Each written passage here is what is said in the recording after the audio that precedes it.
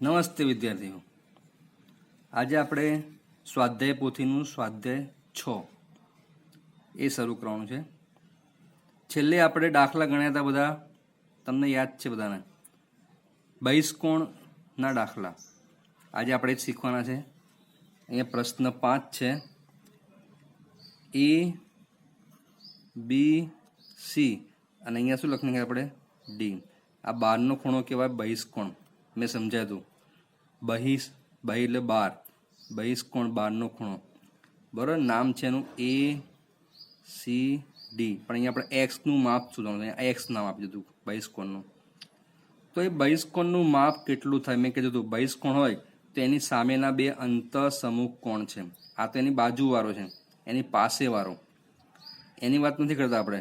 વાત કરીએ તેની સામેના બે અંતઃસમુખ કોણના સરવાળો એટલે બહિષ્કોણનું માપ થાય.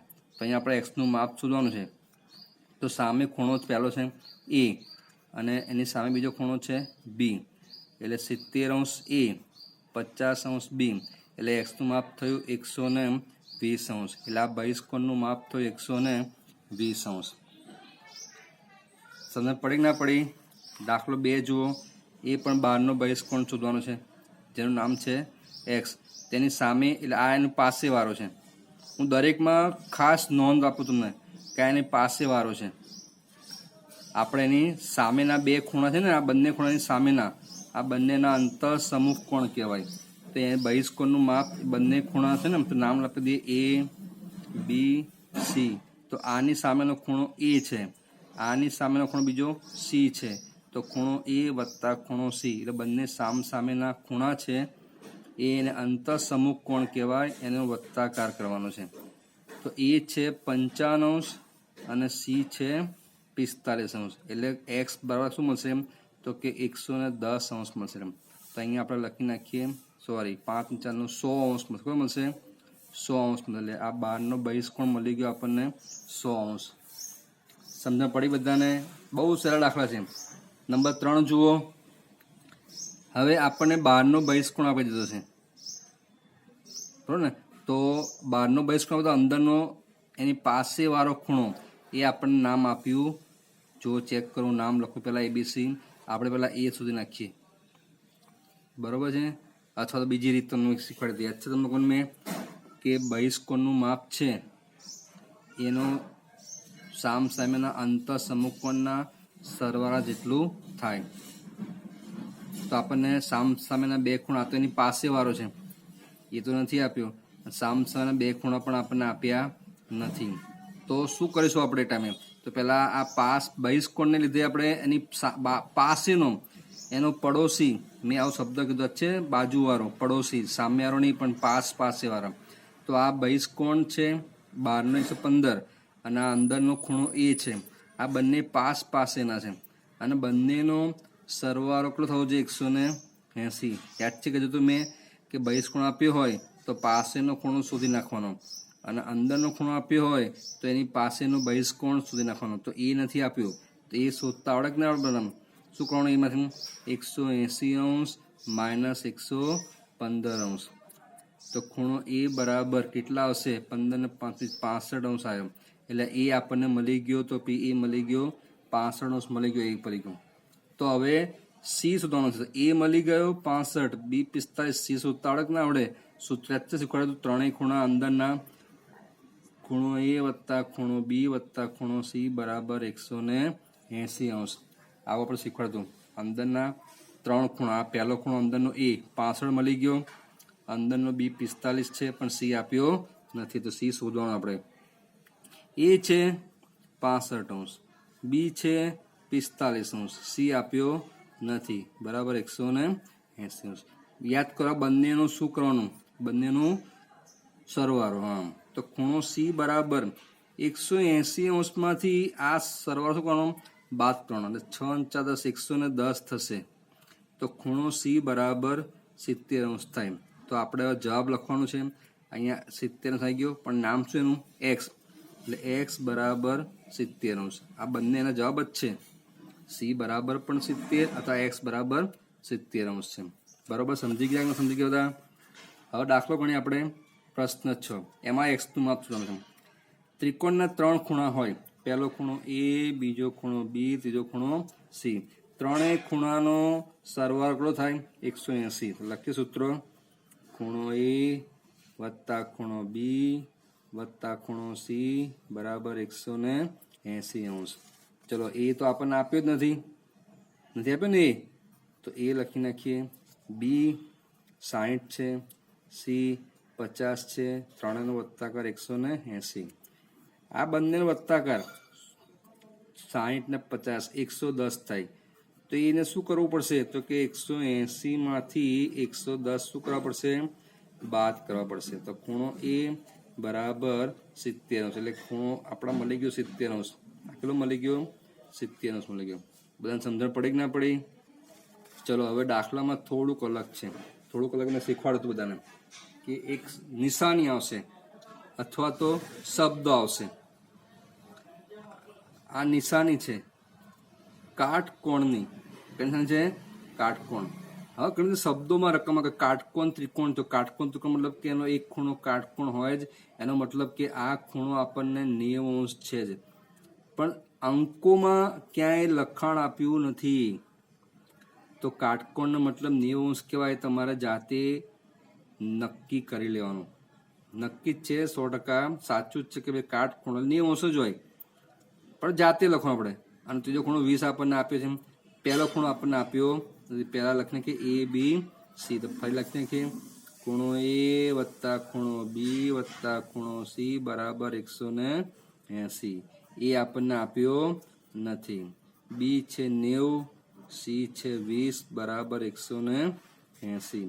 90 ને 20 નો કરવાનો સરવાળો 110 થશે. તો 180 માંથી 110 બાદ કરવો પડશે. તો ખૂણો એ બરાબર 70° આવ્યો. બરાબર છે. એટલે આ ખૂણો કેટલો આપણો આવી ગયો? આ ખૂણો આવી ગયો 70°. ગણિત અંદર ના સમય ને તો લીટી જવાબ લખી નાખવાનો. જવાબમાં એવું જ આપ્યું છે. આ ખૂણો છે, આ અંદરનો ખૂણો છે ને, ત્યાં તીર મારીને બહાર લખ્યું છે. અંદર સમાતું નથી. એટલે આ ખૂણો અંદરનો 140 છે, આ ખૂણો અંદરનો 30 છે. નામ લખીએ તો એ આપણને x નથી આપ્યો, બી 140 છે, સી 30 છે. તો દાખલો શોધતા આવડે ના આવડે? ખૂણો એ વત્તા ખૂણો બી વત્તા ખૂણો સી બરાબર 180.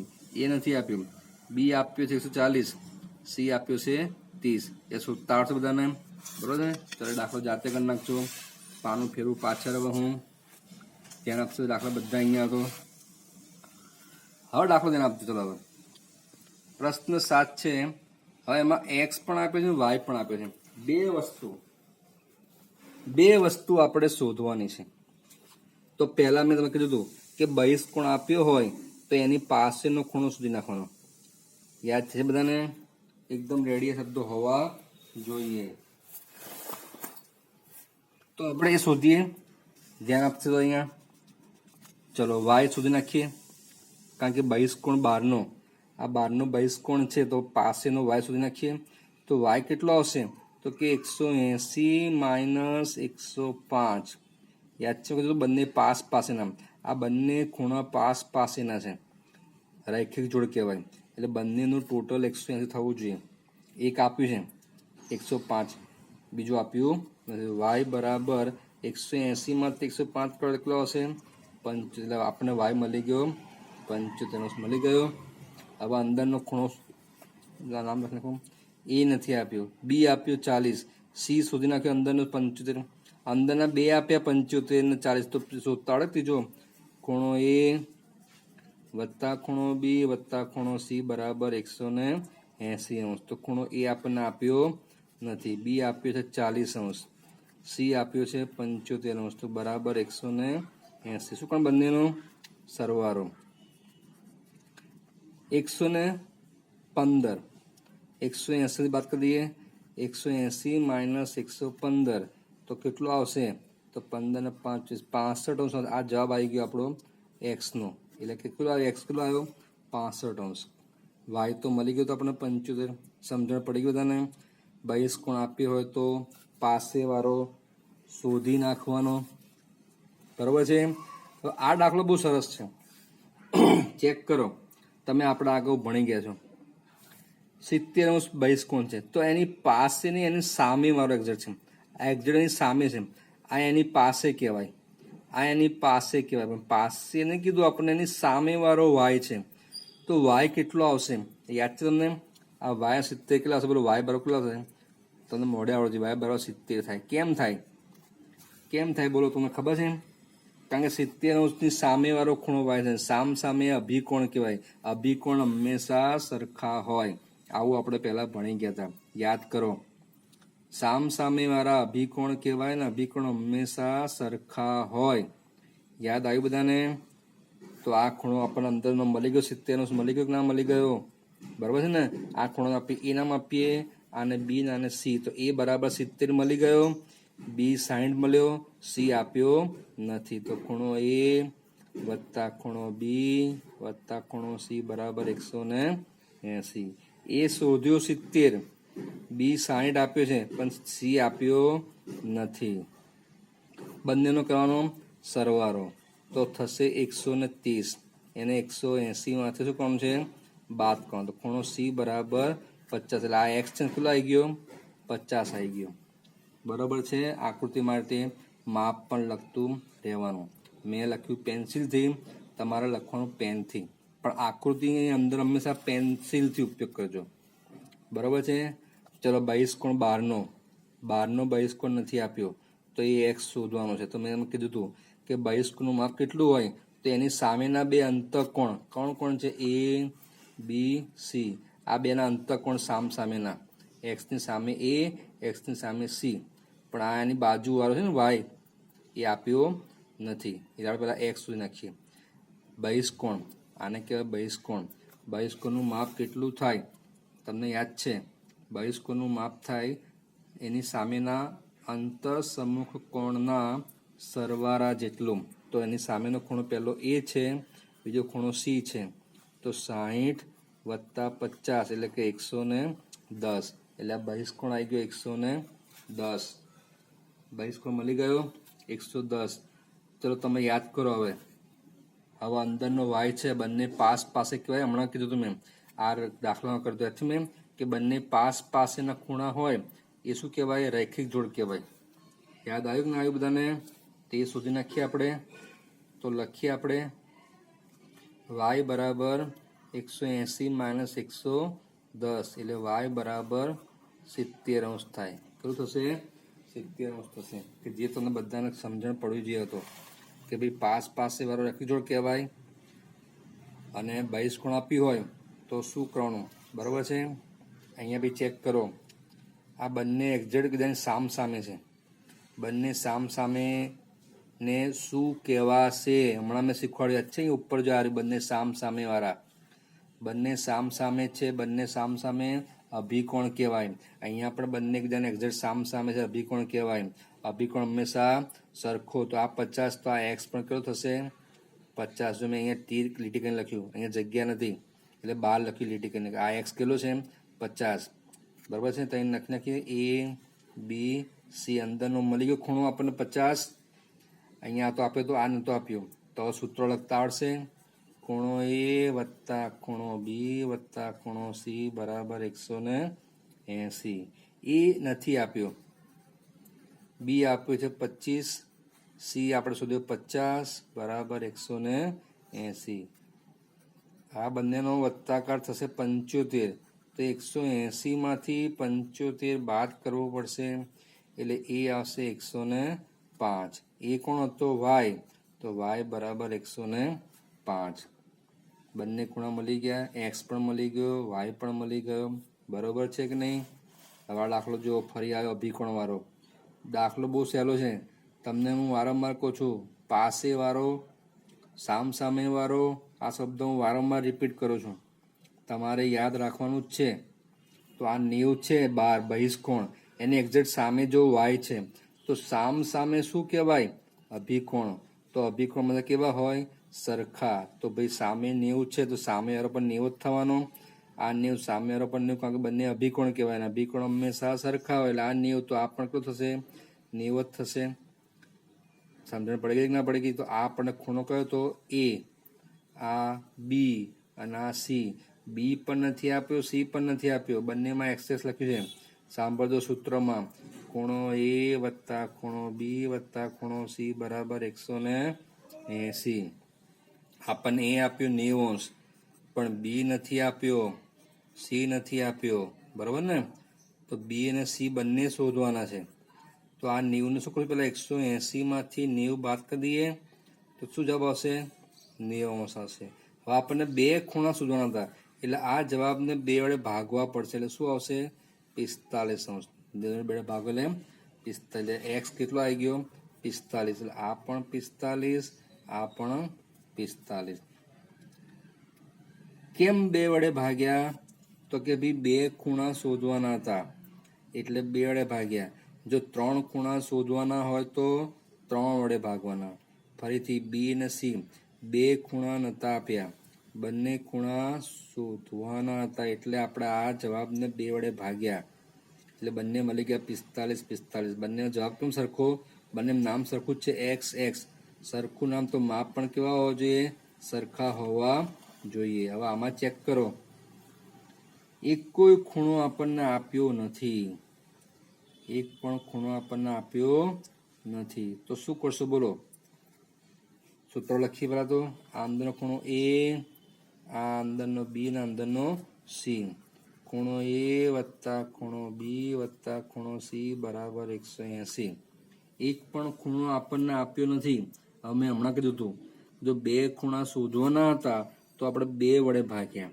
આમાં 3 ખૂણા શોધવાના, કે 3માંથી કોઈનું માપ આપણને આપ્યું નથી. 3 ખૂણા શોધો એટલે 3 ભાગવાના. તેનો જવાબ શું આવશે? 60°. એટલે ખૂણો એ બરાબર 60, ખૂણો બી બરાબર 60, ખૂણો સી બરાબર 60. તો લખી નાખીએ બધામાં 60, 60, 60. ખબર પડી કે ના પડી બધાને? હવે વિચાર કરો, આ ખૂણો 60 છે તો આ એક્ઝેક્ટની સામે એક્સ છે, એ પણ કેટલો થશે? 60. આ 60 છે તો એક્ઝેક્ટની સામે વાળો એક્સ કેટલો થશે? 60. આ 60 છે તો એક્ઝેક્ટ સામે વાળો પણ 60. કેમ સામ સામે 60 60 લખ્યું? કારણ કે સામ સામે કહેવાય અભિકોણ. સામ સામે શું કહેવાય? હંમેશા અભિકોણ હંમેશા કેવા બધા સરખા જ હોય. એટલે એક્સ બરાબર 60 આવ્યું અને વાય બરાબર પણ શું આવ્યું? 60 આવ્યું. સમજણ પડી દાખલામાં બધાને? કોઈને ભૂલ નહીં પડે દાખલામાં? તો સ્વાધ્યાય પોથીમાં મેં આપણે અત્યારે કુલ કેટલા દાખલા ગણાયા? આ 6 ગણાયા અને આગળના પણ 6. બરાબર છે? એટલે લેસન લખું છું અહીંયા, પેજ નંબર 43 44. પેજ 43 44 શેના છે? સ્વાપોથીના. શેના છે? સ્વાપોથી. 43 44 પૂરું કરવું. કયા પણ દાખલા? આકૃતિવાળા. આકૃતિવાળા દાખલા ખાલી પૂરા કરવાના છે, આકૃતિ વગરના નહીં. સમજણ પડી બધાને કે ના પડી?